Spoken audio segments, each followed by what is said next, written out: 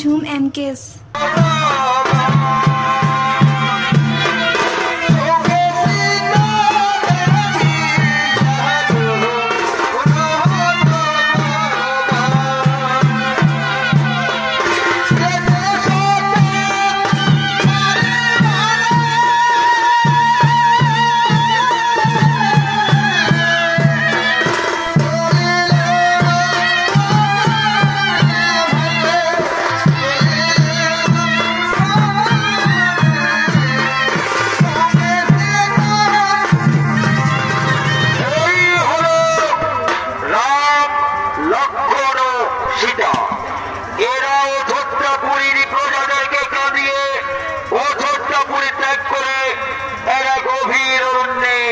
পৌঁছে গেছে।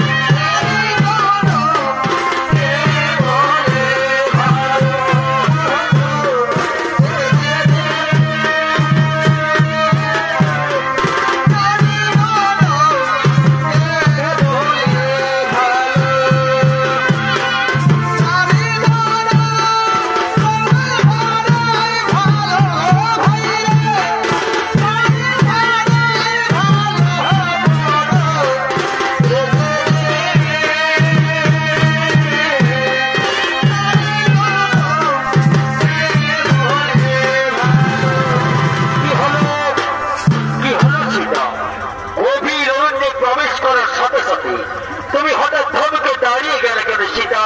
স্বামী ওই দিকে তাকিয়ে দেখো স্বামী, কি সুন্দর এই গভীর অরণ্যের হিংস্র পশুরা এক ঝোপ থেকে আরেক ঝোপে গিয়ে লুকোচুরি খেলা ফেলছে। আর ওই দেখো স্বামী, ওই পাশে দেখা যাচ্ছে এই গভীর অরণ্যের ময়ূর ময়ূরী, তারা আপন মনে খেলা করছে। তাই শোনো স্বামী, আজ আমি বিষণ্ণ, আজ আমি বড় একাকিনী, আজ আমি দুর্বল হয়ে পড়েছি স্বামী। তাই চলো না স্বামী, আজ আমরা ওই নিরজনে ঝোপের আড়ালে গিয়ে একটু বিশ্রাম করবো আর কিছু কথা বলবো দুজনে। শান্ত হোক সীতা, এখন আমাদের কথা বলার সময় নেই, শান্ত হয়ে বসার সময় নেই। আমরা কি গভীর অরণ্যের মধ্যে খুঁজে দিতে হবে একটা প্রাকৃতিক মনোরম পরিবেশ, যেখানে পাবো পানীয় জলের ব্যবস্থা, যেখানে রয়েছে বড় বড় বৃক্ষের অবস্থান। তাই চলো সীতা, চলো ভয় লক্ষণ, এখন আমরা আরো গভীর অরণ্যের দিকে প্রবেশ করি।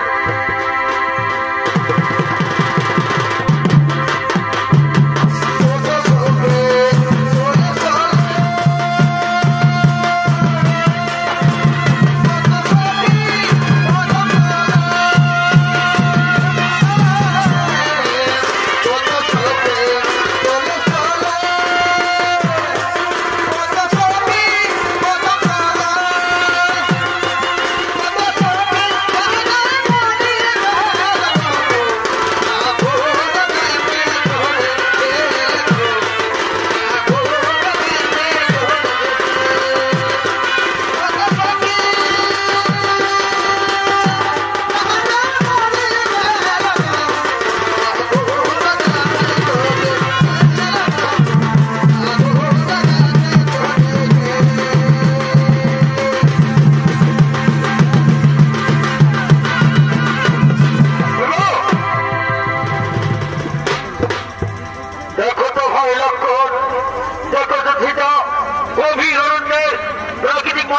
পরিবেশ তোমাদের পছন্দ হয় কিনা। শোনো স্বামী, এই পরিবেশ আমার খুবই পছন্দ আছে স্বামী, তাই চলো না স্বামী এই পরিবেশে আমরা একটা পণ্য কুটির তৈরি করবো। তার আগে চলো না স্বামী ওই পাশে গিয়ে একটু আমরা বিশ্রাম করি। তারাও সেটা ভাই লক্ষণের কাছে একটা অনুমতি নিইনি। ওই ভাই লক্ষণ, দেখো তো ভাই লক্ষণ, এই গভীর রোদের এই পরিবেশে আমাদের বসবাস করা ঠিক হবে কিনা। দাদা, জীবনে কখনো কোনদিন তোমার ইচ্ছারও অবাধ্যতা হয়নি, তাই আজকে তুমি যে পরিবেশে আমার নিয়ে এসেছো এই পরিবেশে আমার খুবই মনে প্রাণে পছন্দ দাদা। তাই চলো দাদা এই পরিবেশে আমরা তৈরি করবো পদ্ম কুটির। ঠিক আছে ভাই।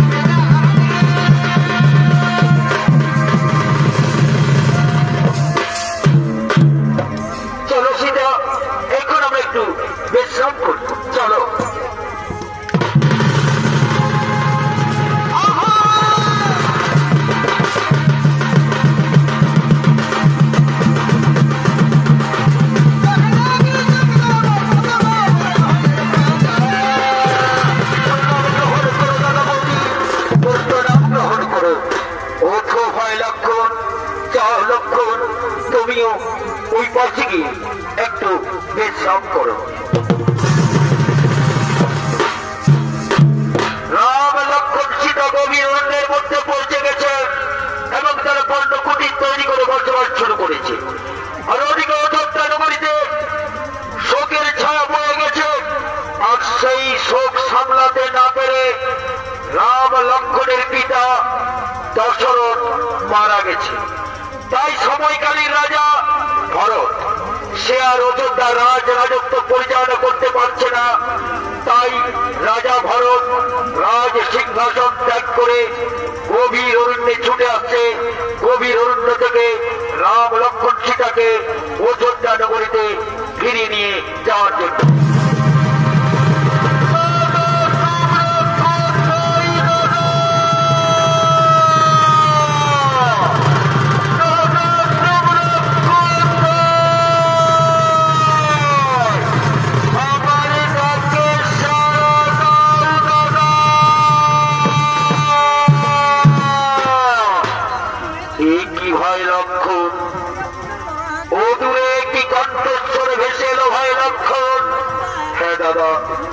আমিও শুনতে পেয়েছি দাদা এই কণ্ঠস্বর। জানো দাদা আমার অন্তর কি বলছে জানো দাদা, আমার অন্তর আত্মা বলছে অযোধ্যা নগরীতে নিশ্চয়ই কোনো অঘটন ঘটেছে দাদা। তাই তো আমাদের ভাই ভরত রাজ সিংহাসন ত্যাগ করে গভীর অরণ্যে দাদা দাদা বলতে গরুণ্ডের এক দত্ত থেকে আরেক দত্তে ছুটে বেড়াচ্ছে দাদা। ঠিক আছে ভাই লক্ষণ, এখন তুমি যাও সামনে গিয়ে দেখো তো আমাদের ভাই লক্ষণ আমাদের পথ অনুসরণ করে আসছি নাকি অন্য পথে হাঁটছি।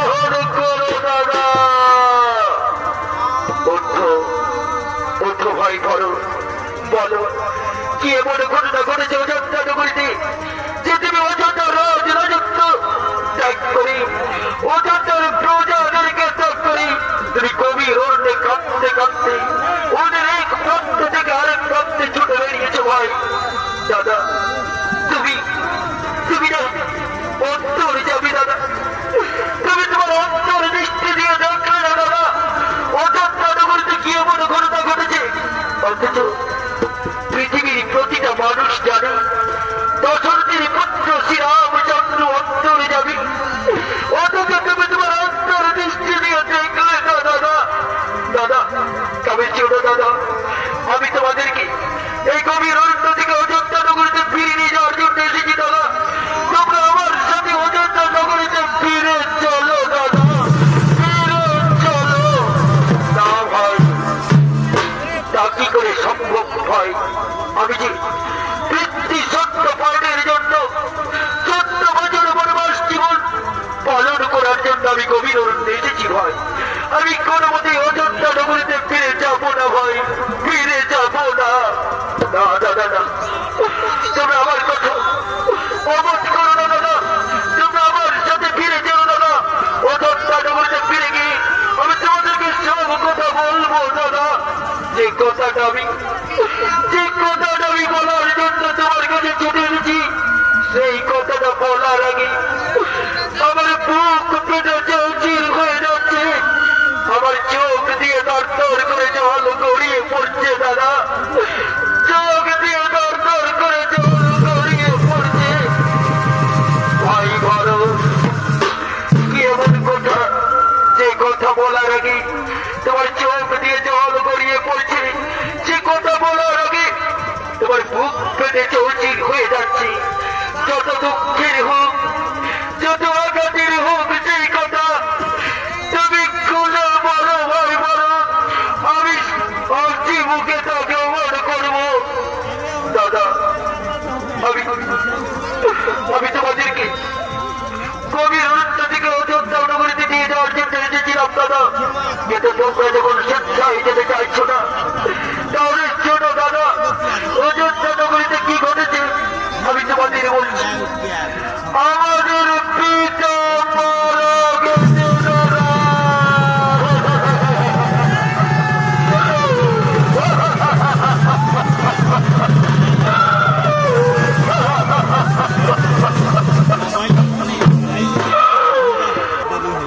আমি জীবনে কখনো কোনদিন ভাবিনি যে বনবাসীর সূচনাতে আমি খবর পাবো আমার পিতার মৃত্যু।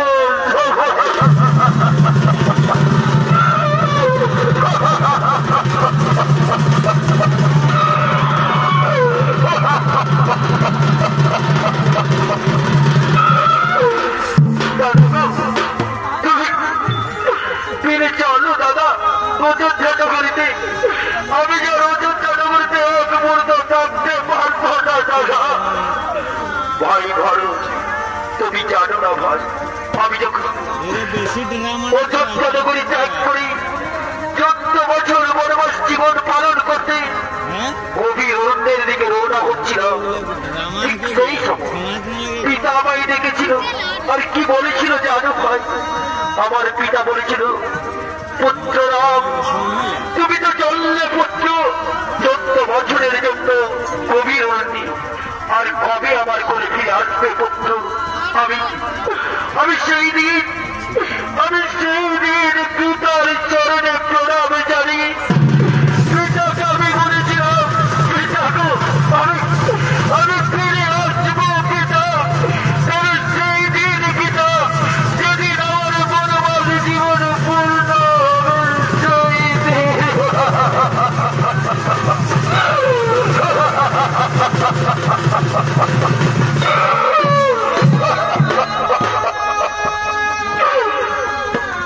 ভাই ভরত, আমরা বনবাসী শত দুঃখ কষ্ট সহ্য করি আমাদের পিতার শেষ কৃত্য আমরা গভীর অরণ্যে পালন করব। তুমি ছুটে যাও ওদেরকে সাথে করে, আমাদের পিতার শেষ কৃত্য তুমি সম্পন্ন করো ভাই। ঠিক আছে দাদা, আমি এক্ষুনি চলে যাবো অযোধ্যা নগরীতে। তবে যাওয়ার সময় তোমার কাছে একটা ভিক্ষে চাইছি দাদা। তোমার পাই ওই পাদুকা জোড়া আমি ভিক্ষে দাও দাদা। তোমার এই পাদুকা জোড়া আমি মাথায় তুলে নিয়ে যাবো অযোধ্যা নগরীতে, আর অযোধ্যার প্রজাদেরকে দেখিয়ে বলবো, ওহে প্রজাবাসী, আমার দাদাদেরকে আমি গভীর অরণ্য থেকে ফিরিয়ে আনতে পারিনি, তাই তো আমার দাদার পায়ের এই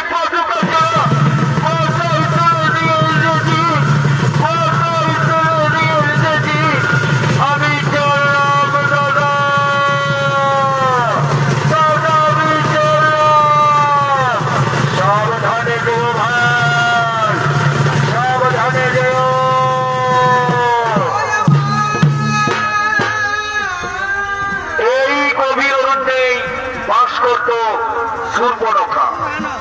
শূর্পণখা রাম লক্ষ্মণের রূপে মুগ্ধ হয়ে রাম লক্ষ্মণকে বিবাহ করার বাসনা নিয়ে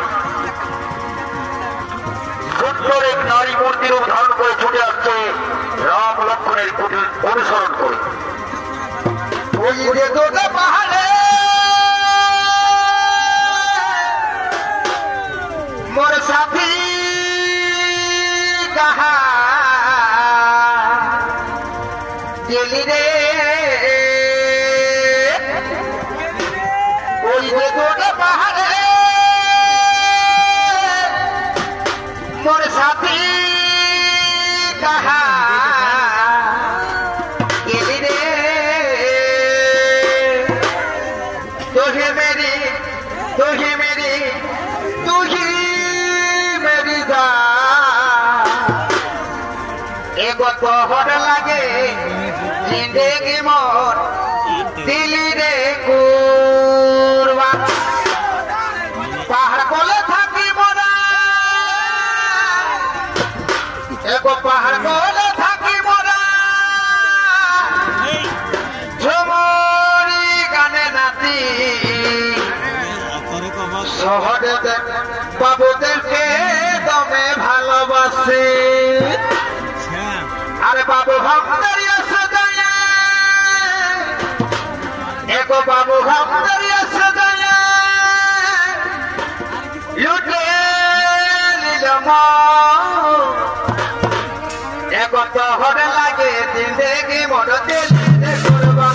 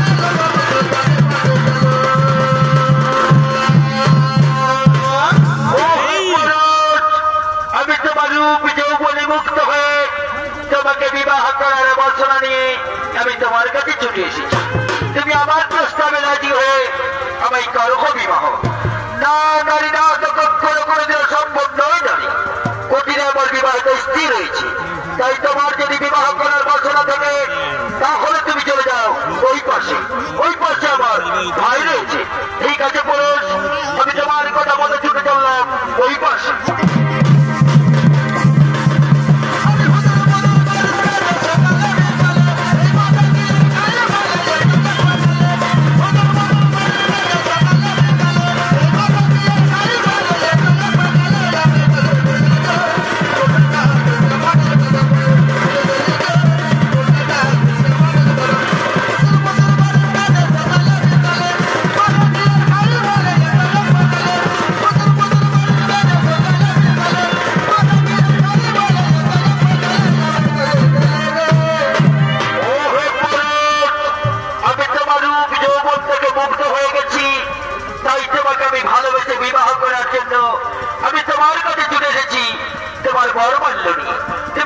প্রস্তাবে রাজি হয়ে তুমি আমায় করো বিবাহ। কি বললে নারী?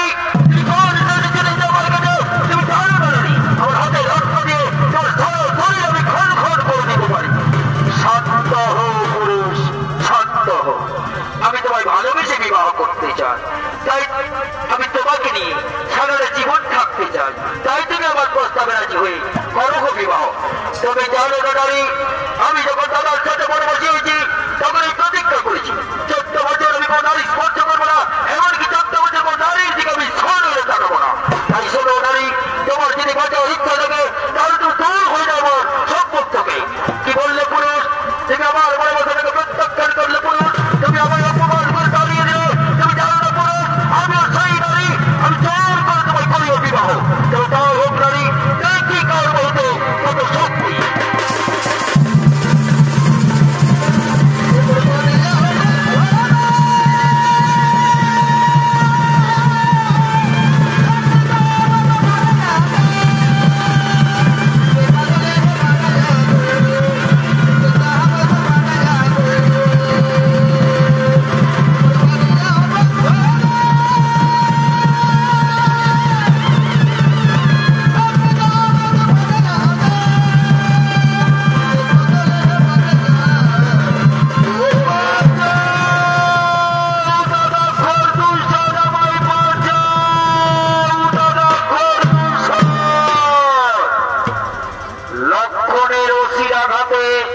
শূর্পণখার নাক ছেদন হয়েছে, তাই শূর্পণখা কাঁদতে কাঁদতে ছুটে গেল দাদা খরদূষণের কাছে। খরদূষণ শূর্পণখার মুখের বিভৎস দৃশ্য দেখে নিজেকে স্থির রাখতে না পেরে বীর মূর্তি ধারণ করে ছুটে আসছে লক্ষণের সাথে যুদ্ধ করার জন্য।